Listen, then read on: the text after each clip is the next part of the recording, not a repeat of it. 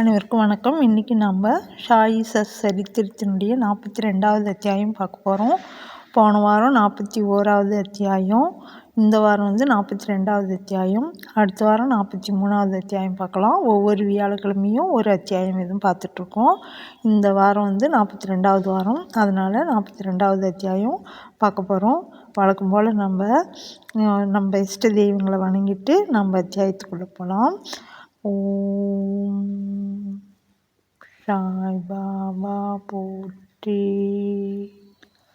ஓம் எம்பெருமானே போற்றி. ஓம் விநாயகரே போற்றி. இப்போது அத்தியாயம் 42 நம்ம என்ன பார்க்க போகிறோம்னு சொன்னால், பாபா மகா சமாதி அடைதல், அதாவது முன்பாகவே உணர்த்திய குறிப்பு, ராமச்சந்திர தாதா பாட்டீல், தாத்யா கோதே பாட்டீல் இவர்கள் மரணம் தவிர்த்தல், லக்ஷ்மிபாய் சிந்தேவுக்கு தர்மம் செய்தல், கடைசி நேரம். இந்த அத்தியாயம் பாபா மகா சமாதி அடைதலை விளக்குகிறது. இப்போது முன்னுரை பார்க்கலாம். இவ்வுலக வாழ்க்கையின் பயத்தை குருவின் கிருபை என்ற ஒளி நீக்குவதை முந்தைய அத்தியாயத்தில் கொடுக்கப்பட்ட கதைகள் காண்பிக்கின்றன. முக்திக்கு வழிவகுக்கின்றன. நமது துன்பத்தை இன்பமாக மாற்றுகின்றன.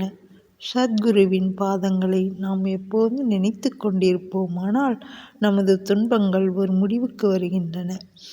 மரணம் தனது கொடுமையை தளர்த்தி விடுகிறது. இவ்வுலக வாழ்வில் துயரங்கள் நீக்கப்படுகின்றன. எனவே தங்கள் நலத்தை விரும்புவோர்கள் தங்கள் மனங்களை தூய்மைப்படுத்தும் சமர்த்த சாயியின் இக்கதைகளை கேட்க வேண்டும். ஆரம்பத்தில் ஹேமாட் பந்த் டாக்டர் பண்டித்தின் வழிபாட்டையும் அவர் பாபாவின் நெற்றியில் 3 பட்டைகள் இட்டதை பற்றியும் கூறுகிறார். ஆனால் இது அத்தியாயம் 11 முன்பே கூறப்பட்டுவிட்டதால் அது இவ்விடம் நீக்கப்பட்டுவிட்டது. அடுத்த தலைப்பு, முன்பாகவே உணர்த்திய குறிப்பு. வாசகர்கள் இதுவரை பாபாவின் வாழ்க்கையை பற்றிய கதைகளை கேட்டார்கள். அவர்கள் தற்போது பாபாவின் மறைவை பற்றி கவனத்துடன் கேட்கட்டும். பாபாவுக்கு 1918 செப்டம்பர் 28 லேசான ஜுரம் கண்டது. ஜுரம் 2-3 நாட்கள் இருந்தது. பின்னர் பாபா உணவு சாப்பிடுவதை நிறுத்தி கொண்டார். அதனால் நாளுக்கு நாள் பலவீனமானார். 17வது நாளன்று, அதாவது 1918 அக்டோபர் 15 மாலை சுமார் 2:30 மணிக்கு பாபா தமது பூத உடலை நீத்தார். தாதா சாஹேப் காபர்டேவுக்கு புரொஃபஸர் நரகேயின் 1918 நவம்பர் 5 இடப்பட்ட கடிதம் ஸ்ரீ சாயி லீலா பத்திரிகையின் 1வது ஆண்டு, பக்கம் 78 பார்க்க. இதற்கு 2 ஆண்டுகளுக்கு முன்னர், அதாவது 1916 பாபா தாம் இயற்கை எய்துவதை பற்றிய குறிப்பு ஒன்றை கொடுத்தார். ஆனால் அதை அவர்கள் அப்போது புரிந்து கொள்ளவில்லை. அது பின்வருமாறு: விஜயதசமி அன்று, அதாவது தசரா அன்று மாலையில் மக்கள் சிலங்கனிலிருந்து, சிலங்கன் என்பது கிராம எல்லைகளை தாண்டுதல், திரும்பி வரும்போது பாபா திடீரென்று கடுமையான கோபாவேசம் அடைந்து தமது தலையணியையும் கப்னி, லங்கோடு முதலியவைகளையெல்லாம் கழற்றி அவைகளை கிழித்து அவருக்கு முன்னால் உள்ள துணியில் எறிந்தார். இந்த சமர்ப்பணத்தை உண்டு துணியில் உள்ள தீ மிக்க ஒளியுடன் எரிந்து பிரகாசிக்கத் தொடங்கியது.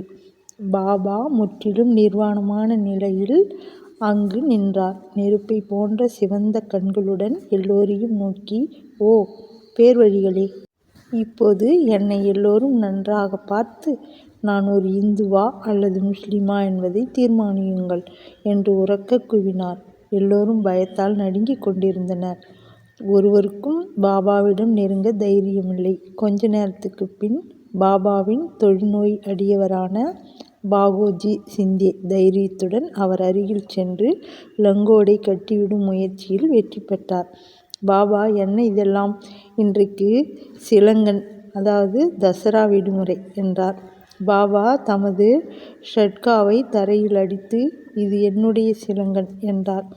பாபா இரவு 11 மணி வரை சாந்தமடையவில்லை. அன்று இரவு சாவடி ஊர்வலம் நடக்குமா என்று அனைவரும் ஐயம் அடைந்தனர். 1 மணி நேரத்திற்கு பின் பாபா தமது சாதாரண நிலையை திரும்பவும் எய்தினார். வழக்கம் போல் அவர் உடை அணிந்து கொண்டு முன்னமே விளக்கப்பட்ட விதமாக சாவடி ஊர்வலத்தில் பங்கு கொண்டார். இந்த நிகழ்ச்சியின் மூலம் தசராவே தமது வாழ்வின் எல்லையை கடப்பதற்குரிய சமயம் என்ற கருத்தை அவர் தெரிவித்தார். ஆனால் ஒருவரும் அதன் பொருளை புரிந்து கொள்ளவில்லை. மற்றும் ஒரு குறிப்பாலும் பாபா இதனை உணர்த்தினார். அது வருமாறு. அடுத்த தலைப்பு, ராமச்சந்திர தாத்யா பாட்டீலின் மரணத்தை தவிர்த்தல். இதற்கு சில நாட்களுக்கு பின்னர் ராமச்சந்திர பாட்டீலுக்கு தீவிரமான காய்ச்சல் கண்டது. அவர் பெரிதும் துன்பமடைந்தார். அவர் எல்லாவித சிகிச்சைகளையும் கையாண்டு குணமேதும் காணாமல் தனது வாழ்விலேயே வெறுப்படைந்து கடைசி வினாடிக்காக காத்து கொண்டிருந்தார். பின்னர் ஒரு நாள் நள்ளிரவு பாபா திடீரென்று அவரது தலையணைக்கு அருகில் நின்றார். பாட்டில் அவரது பாதங்களை பிடித்து கொண்டு, வாழ்க்கையின் எல்லாவித நம்பிக்கைகளையும் நான் இழந்து விட்டேன். நான் எப்பொழுது சாவேன் என்று எனக்கு உறுதியாக கூறுங்கள் என்றார். கருணையுள்ள பாபா, கவலைப்படாதே, உனது ஹூண்டி அதாவது மரண ஓலை வாபஸ் பெற்றுக்கொள்ளப்பட்டு விட்டது. நீ விரைவில் குணமாவாய். ஆனால் தாத்யா பாட்டீலை குறித்து நான் கவலைப்படுகிறேன். அவன் அதாவது சக 1840ஆம் வருடம் அதாவது 1918 விஜயதசமி என்று மரணம் அடைவான். யாருக்கும் இதை வெளியிட்டு விடாதே. அவனுக்கும் இதை சொல்லாதே. ஏனென்றால் அவன் பயங்கரமான அளவுக்கு பீதி அடைவான் என்றார். ராமச்சந்திர தாதா சுகமடைந்தார். ஆனால் தாத்யாவின் வாழ்க்கை பற்றி அவர் நடுக்கமுற்றார். ஏனெனில் பாபாவின் மொழிகள் மாற்ற இயலாதவை என்பதாலும் 2 ஆண்டுகளில் தாத்யா மரணம் அடைவார் என்பதை குறித்துமே பாலாசிம்பி அதாவது ஒரு தையல்காரர் என்பவரை தவிர வேறு ஒருவரிடமும் இக்குறிப்பை கூறாமல் இரகசியமாக வைத்திருந்தார். ராமச்சந்திர தாதா, பாலாசிம்பி என்ற இவ்விரண்டு பேர் மட்டும் தாத்யாவின் உயிரை பற்றி பயந்து கொண்டும் என்ன ஆகுமோ என்றும் இருந்தனர். ராமச்சந்திர தாதா படுக்கையை விட்டு நீங்கி நடமாடத் தொடங்கினார். காலம் வேகமாக சென்றது. சக 1840ஆம் வருடம் பாத்ரபத் மாதமும் அதாவது 1918ஆம் வருடம் வந்து முடிந்து ஆக்சவின் வரத் தொடங்கியது. பாபாவின் கூற்றுப்படியே தாத்யா காய்ச்சலினால் படுத்த படுக்கையானார். எனவே அவரால் பாபாவின் தரிசனத்திற்கு வர முடியவில்லை. பாபாவுக்கும் காய்ச்சல் வந்தது. பாபாவிடம் தாத்யாவுக்கு முழு நம்பிக்கை இருந்தது. பாபாவுக்கு அவரது பாதுகாவலரான ஹரியின் பேரில் முழு நம்பிக்கை இருந்தது. தாத்யாவின் காய்ச்சல் மோசமடைந்து கொண்டே வந்தது. அவரால் அசைய முடியவில்லை. எப்போதும் அவர் பாபாவை ஞாபகப்படுத்தி கொண்டார். பாபாவின் கஷ்டமான நிலைமையும் அதே அளவு வளர்ந்தது. முன்னால் பாபாவால் உரைக்கப்பட்ட விஜயதசமி நாளும் வந்து கொண்டிருந்தது. ராமச்சந்திர தாதாவும் பாலாசிம்பியும் தாத்யாவை பற்றிய பயங்கரமான அளவு பீதி அடைந்தனர். பாபா முன்னுரைத்தபடி தாத்யாவின் முடிவு வந்துவிட்டது என்று அவர்கள் எண்ணி அவர்கள் உடல் நடுங்கி வியர்த்தது. விஜயதசமியும் மலர்ந்தது. தாத்யாவின் நாடி மிகவும் மெதுவாக அடித்து கொள்ளத் தொடங்கியது. விரைவில் அவர் மரணமடைவார் என்று எதிர்பார்க்கப்பட்டார். ஆனால் ஒரு வினோதமான நிகழ்ச்சி நடைபெற்றது. தாத்யா பிடித்து கொண்டார். அவரது மரணம் தவிர்க்கப்பட்டது. அவருக்கு பதிலாக பாபா மரணமடைந்தார். ஒரு பரிவர்த்தனை ஏற்பட்டதாக தோன்றியது. பாபா தாத்யாவுக்காக தமது உயிரை கொடுத்தார் என்று மக்கள் கூறினர். அவர் அங்கனம் செய்தாரா? அது அவரது வழிகள் அறிவுக்கு அப்பாற்பட்டவையாகையால் அவருக்கு மட்டுமே தெரியும். என்றாலும் இந்நிகழ்ச்சியில் பாபா தமது மரணத்தை பற்றி தமது பெயருக்கு பதில் தாத்யாவின் பெயரை போட்டு குறிப்பு தந்தார் என்றே தோன்றுகிறது. அடுத்த நாள் காலை அக்டோபர் 16 பண்டீரிபுரத்தில் தாஷ்கனுவின் கனவில் பாபா தோன்றி மசூதி இடிந்து விழுந்து விட்டது. ஷிரடியில் எல்லா எண்ணெய்க்காரர்களும் கடைக்காரர்களும் என்னை பெருமளவு துயரப்படுத்தினர். எனவே நான் அவ்விடத்தை விட்டு நீங்கிவிட்டேன். நான் இதை உனக்கு தெரிவிக்கவே இங்கு வந்தேன். தயவுசெய்து அங்கு உடனே சென்று பக்கல் புஷ்பங்களால் என்னை போர்த்து என்றார். தாஷ்கனு இவ்விஷயத்தை ஷீரடியிலிருந்து வந்த கடிதங்கள் மூலமாகவும் அறிந்தார். எனவே அவர் ஷீரடிக்கு தமது சீடர்களுடன் வந்து பஜனையும் கீர்த்தனைகளும் செய்யத் தொடங்கினார். இறைவன் நாமத்தை பாபாவின் சமாதி முன்னால் நாள் முழுவதும் பாடினார். ஹரி நாமத்துடன் தாமே ஒரு அழகிய பூமாலை தொடுத்து பாபாவின் சமாதி முன்னர் வைத்து பாபாவின் பெயரால் மக்களுக்கு அன்னதானமும் செய்து வைத்தார். அடுத்த தலைப்பு லட்சுமி பாய்க்கு தானம். எல்லா இந்துக்களாலும் தசரா அல்லது விஜயதசமி மிக மிக புனிதமான நாளாக கருதப்படுகிறது. பாபா தமது எல்லைக்கோட்டை தாண்டுவதற்கு இந்நாளை தேர்ந்தெடுத்தது பொருத்தமே ஆகும். இதற்கு சில நாட்களுக்கு முன்னர் அவர் துன்புற்றார் என்றாலும் எப்போதும் அவர் உள்ளுணர்வுடன் இருந்தார். கடைசி தருணத்திற்கு சிறிது முன்னரே எவருடைய உதவியுமின்றி அவர் நிமிர்ந்து அமர்ந்து நன்றாக காட்சியளித்தார்.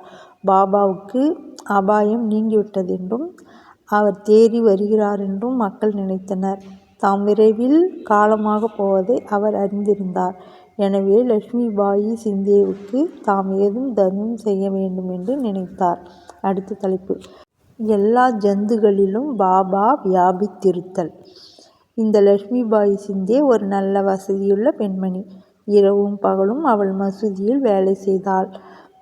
பகத் மகால் சபாபதி தாத்யா லட்சுமி பாயி இவர்களை தவிர வேறொருவரும் இரவில் மசூதிக்குள் அனுமதிக்கப்படுவதில்லை.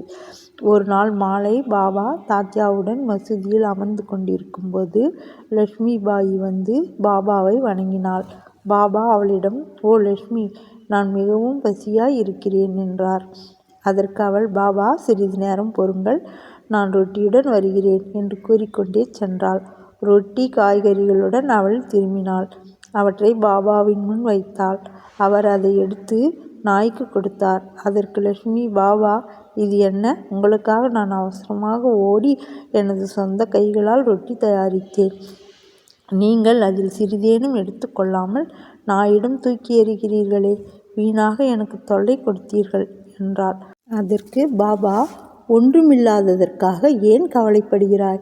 நாயின் பசியை தணிப்பது என் பசியை தணிப்பது போன்றதே ஆம். நாய்க்கும் ஒரு ஆத்மா இருக்கிறது. ஜந்துக்கள் வெவ்வேறாயிருப்பினும், சில பேசினும் சில ஓமியாயிருப்பினும் அவைகள் யாவற்றும் உடைய பசியும் ஒன்றே ஆகும்.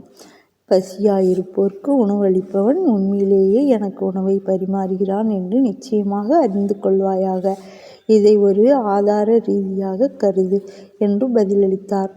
இது ஒரு சாதாரண சிறிய நிகழ்ச்சிதான். ஆனால் ஒரு மிக பெரும் ஆன்மீக உண்மையை பாபா அதன் மூலம் முன்னிலைக்கு கொணர்ந்து நிலைநாட்டினார்.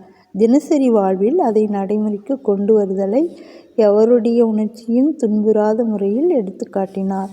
இத்தருணத்திலிருந்து லட்சுமி பாயி அவருக்கு தினந்தோறும் பாலையும் ரொட்டியையும் அன்புடனும் பக்தியுடனும் அளித்து வந்தாள். பாபா அதை ஏற்றுக்கொண்டு பசி தணியும் வரை உண்டார். இதில் ஒரு பகுதியை அவர் ராதாகிருஷ்ண மாய்க்கு லட்சுமி பாயிடமே கொடுத்து அனுப்புவார். அவளும் பாபாவின் மீதியான பிரசாதத்தை ஓப்புடனும் மகிழ்ச்சியுடனும் உண்டாள். இந்த ரொட்டி கதையை ஒரு சம்பந்தமில்லாத விஷயமாக கருதக்கூடாது. அது எங்கனும் சாயிபாபா எல்லா ஜீவராசிகளிடமும் வியாபித்து ஊடுருவி இருக்கிறார் என்றும் அவைகளை கடந்தும் இருக்கிறார் என்றும் காட்டுகிறது. அவர் சர்வ வியாபி, பிறப்பற்றவர், இறப்பற்றவர், அழிவற்றவர். பாபா லட்சுமியின் சேவையை நினைவு கூர்ந்தார். அவளை எங்கனும் அவர் மறக்க முடியும். உடம்பை விட்டு நீங்குவதற்கு முன் தமது கையை பைகளில் போட்டு ஒரு முறை 5 ரூபாயும் மீண்டும் 4 ரூபாயும் மொத்தத்தில் 9 ரூபாய் கொடுத்தார். 9 என்ற எண் 21ஆம் அத்தியாயத்தில் விவரிக்கப்பட்ட 9 வகை பக்தியை பற்றி குறிப்பிடுகிறது.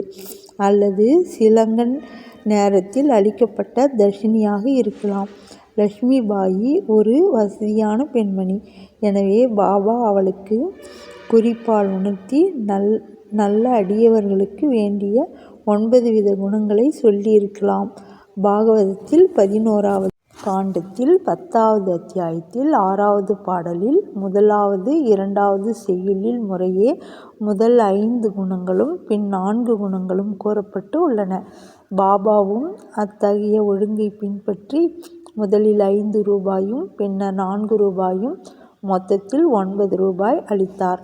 9 மாத்திரமல்ல, ஆனால் பலமுறை லட்சுமி பாயின் கைகளில் 9 ரூபாய் சென்றிருக்கிறது. ஆனால் பாபாவின் இந்த 9ஐ எப்போதும் அவள் நினைவில் கொண்டிருப்பாள். கவனமானவரும் எப்போதும் ஜாக்கிரதையானவருமான பாபா தனது கடைசி தருணத்தில் மற்ற முன்னேற்பாடுகளையும் செய்தார். தமது அடியவர்களுடைய அன்பாலும் பாசத்தாலும் சிக்கிக்கொள்ளாதபடி அல்லது பிணிக்கப்படாதபடி அவர்கள் எல்லோரையும் அவர் நீங்கச் சொல்லி ஆணையிட்டார். காகா சாஹிப் தீட்சித்தும் பாபு சாஹிப் புட்டியும் பாபாவிடம் கவலையுடன் காத்திருந்தனர். ஆனால் பாபா அவர்களை வாடாவுக்கு போய் உணவுக்கு பின் வரும்படி கூறினார். பாபாவின் சன்னிதானத்தை விட்டு அவர்கள் நீங்க முடியவில்லை. எனினும் பாபாவுக்கு கீழ்ப்படியாமலும் இருக்க முடியவில்லை. எனவே அவர்கள் சுமை நிறைந்த மனதுடன் வாதாவிற்கு சென்றனர். பாபாவின் நிலை மிகவும் மோசமாகியுள்ளது என்பதை அவர்கள் அறிவார்கள். அதனால் அவரை அவர்களால் மறக்க முடியவில்லை. அவர்கள் உணவுக்காக அமர்ந்தனர். ஆனால் அவர்கள் மனம் எங்கேயோ இருந்தது. அது பாபாவுடன் இருந்தது. அவர்கள் சாப்பிட்டு முடிக்கும் முன்பாக பாபா போத உடலை நீத்துவிட்டார் என்ற செய்தி வந்தது. தங்கள் உணவை விட்டுவிட்டு மசூதிக்கு ஓடினார்கள். பயாஜி கோதேயின் மடியில் இறுதியாக படுத்திருந்ததை கண்டார்கள். அவர் தரையில் விழவில்லை. தமது படுக்கையிலும் அவர் படுத்திருக்கவில்லை. ஆனால் அமைதியாக தமது இருக்கையில் அமர்ந்து கொண்டே தமது சொந்த கைகளாலே தர்மம் செய்து கொண்டே தமது போத உடலை உதறி எறிந்தார். ஞானிகள் ஒரு குறிப்பான காரணத்துடன் இந்த உலகிற்கு வருகை தருகிறார்கள். அது நிறைவேறிய பின் அவர்கள் வந்த மாதிரியாகவே அமைதியாகவும் எளிதாகவும் இயற்கை எய்துகிறார்கள். ஸ்ரீ சாயியை பணிக. அனைவருக்கும் சாந்தி நிலவட்டும். இந்த அத்தியாயத்தை முடிக்கும்போது எனக்கு மனசு கொஞ்சம் கனமாக தான் இருக்குது. பாபா உயிர்நீத்ததை படிக்கும்போது ரொம்ப கஷ்டமாக இருக்குது. ஆனாலும் பாபா நம்மோடவே தான் இருக்கார். அடுத்த வாரம் அத்தியாயம் 43, 44 ரெண்டும் ஒன்றா கொடுத்துருக்காங்க. அதை பார்க்கலாம். அனைவருக்கும் நன்றி.